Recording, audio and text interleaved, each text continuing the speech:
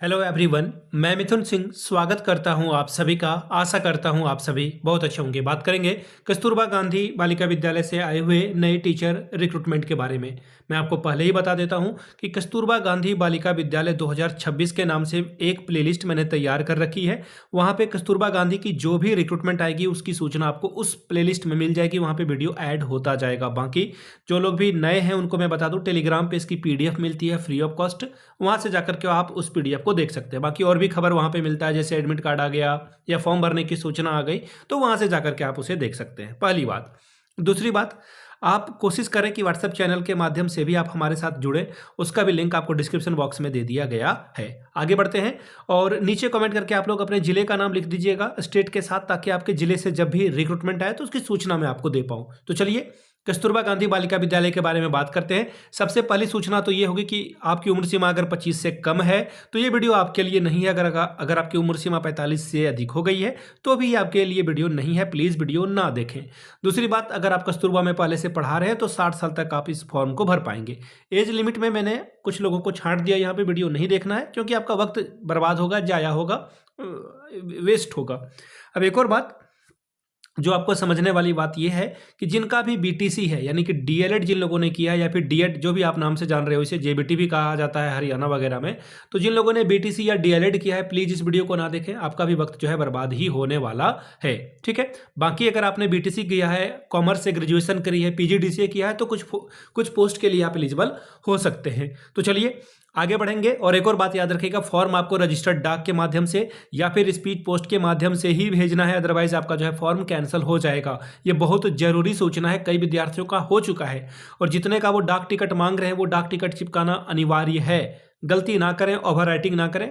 आखिर में अभी मैं आपको सारी बातें बताऊंगा भी। सैलरी 25,410 रुपये आपको मिलेगी। कोई एग्जाम आपको देना नहीं है, बिना कोई इंटरव्यू के आपका सिलेक्शन हो जाएगा, सिर्फ और सिर्फ मेरिट के आधार पर। अगर आपके अंक अच्छे हैं 10th 12th graduation, post graduation, TET में, तो आपका काम बन जाएगा प्रशिक्षण में। ठीक है जी। 30/1/2026 इसकी आखिरी डेट है।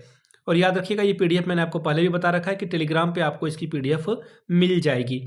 अब यहाँ से देख लीजिए, ये रहा आपका एप्लीकेशन फॉर्म। इस फॉर्म को अच्छे से भरना है। याद रखिएगा यहाँ पे जो लेटेस्ट आपकी फोटोग्राफ है वो आपको पेस्ट करनी है, अपने पिताजी का नाम, आवेदित पद का नाम, और हाँ, बड़ा सा जो लिफाफा आप परचेस करोगे ना उसके ऊपर में आप लिख देना, जैसे टीजीटी, अगर किसी का इंग्लिश है तो वो टीजीटी इंग्लिश लिखेगा, हिंदी है तो हिंदी लिखेगा, जो भी आपका सब्जेक्ट है प्लीज़ लिख दीजिएगा। बाकी यहाँ पे आपने कौन से क्लास में कितने कितने परसेंटेज जो है पाया हुआ है वो आपको लिख देना है। ठीक है। चलिए अब सबसे पहले यहाँ से देख लेते हैं टिकट वाला मसला, जो कि सबसे ज़्यादा होता है। टिकट देखिए यहाँ पे इन्होंने बता रखा है पॉइंट नंबर 7 में कि 2 लिफाफे पे आपको जो है अपना 45-45 का टिकट चिपकाना है। तो 2 लिफाफे आप खरीदोगे, उसमें अपना एड्रेस, मोबाइल नंबर के साथ दीजिएगा और 45 रुपये का टिकट यहाँ पे कोने पे चिपका देना है आपको। ठीक है। कोशिश करना कि बड़े वाले टिकट आप परचेज करो ताकि आपका जो है लिफाफा भर ना जाए। दूसरी बात, 45 का टिकट यहाँ भी, और एड्रेस अपना लिख देना है। और इसे एक बड़े से लिफाफे के अंदर, जिसमें आपका 10th 12th graduation, post graduation, work experience जो जो है वही आप देना यहाँ पे। ठीक है। आधार कार्ड सब में सेल्फ अटेस्टेड आपको करना है। ठीक। और इसे भेज देना है। अब यहाँ से देख लीजिए, नया पासपोर्ट साइज का फोटो भी इन्होंने मांग रखा है। तो ये सब सारी चीज़ों को ध्यान में रखिएगा, नहीं तो दिक्कत आपको जो है आ जाएगी। हाँ, एक और बात सबसे इंपॉर्टेंट वाली बात है कि ये आपको 11 मंथ 29 दिनों के लिए रखेंगे। आफ्टर दैट आपका ये सिलेक्शन खत्म हो जा सकता है। और कई दफ़ा क्या होता है कि आपके सर्विस को फिर से 11 महीने 29 दिन के लिए ये कर देते हैं। जो मैंने आपको दूसरा रास्ता बताया, इसकी प्रोबेबिलिटी ज़्यादा होती है। ठीक है जी। अब यहाँ से देख लीजिए, जो पोस्ट आई हुई है वो आपके साथ में साझा किए देता हूं, ताकि जो जो अप्लाई करने वाले हैं वो कर सकते हैं। पहली बात, हिंदी या संस्कृत शिक्षिका के लिए रिक्रूटमेंट है। क्या क्या चाहिए होगा इनके लिए?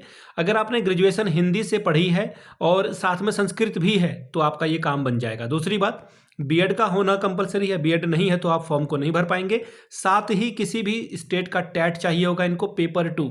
ठीक है। आपने ग्रेजुएशन किया है, बीएड किया है, एमएड किया है, उससे फर्क नहीं पड़ता है, टैट का पेपर 2 होना जरूरी है। और उम्र सीमा 25,410 रुपये आपको मिलेंगे। ठीक है जी।